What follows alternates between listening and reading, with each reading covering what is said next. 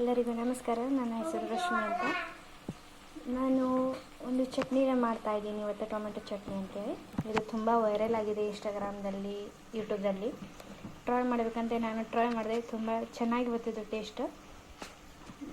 Tomato ಚಟ್ನಿಗೆ ಬೇಕಾಗುವಂಥ ಸಾಮಗ್ರಿಗಳು: ಉಪ್ಪು, ಕಟ್ ಮಾಡಿದಂಥ ಟೊಮೆಟೊ, ಅಚ್ಚ ಖಾರದ ಪೌಡ್ರ್, ಕೊತ್ತಂಬರಿ ಸೊಪ್ಪು, ಮೆಣಸಿನ್ಕಾಯಿ 3, 2 ಈರುಳ್ಳಿ.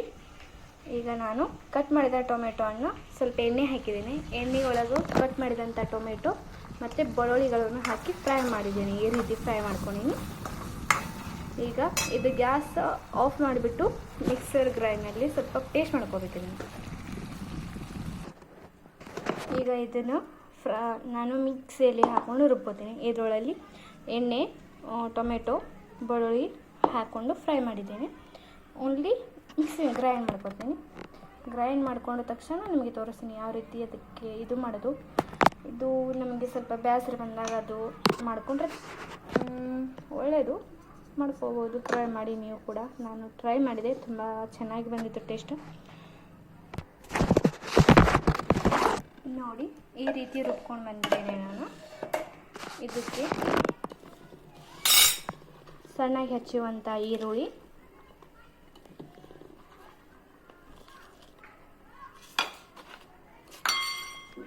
ಒಂದು ಸೆಕೆಂಡ ನಾನು ಹಾಕಿಬಿಟ್ಟು ನಿಮಗೆ ಹೇಳ್ತೇನೆ. ಮೆಣಸಿನ್ಕಾಯಿ, ಕೊತ್ತಂಬರಿ ಸೊಪ್ಪು, ರುಚಿಗೆ ತಕ್ಕಷ್ಟು ಖಾರ, ನಮಗೆ ಎಷ್ಟು ಬೇಕು ಅಷ್ಟು ನೋಡಿಕೊಂಡು ಉಪ್ಪನ್ನು ಆ್ಯಡ್ ಮಾಡ್ಕೊಳ್ಳಿ. ಇದು ಆ್ಯಡ್ ಮಾಡಿದ್ದೀನಿ. ಈಗ ಏನಿಲ್ಲ, ಈಗ ಮಿಕ್ಸ್ ಮಾಡ್ಕೊಳ್ಳೋಣ.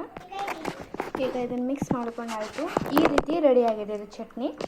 ಇದನ್ನು ನೀವು ಜೋಳದ ರೊಟ್ಟಿ ಜೊತೆಗೆ ತಿಂದರೂ ತುಂಬ ಚೆನ್ನಾಗಿರುತ್ತೆ. ಟೇಸ್ಟ್ ಅಂದರೆ ಸೂಪರ್.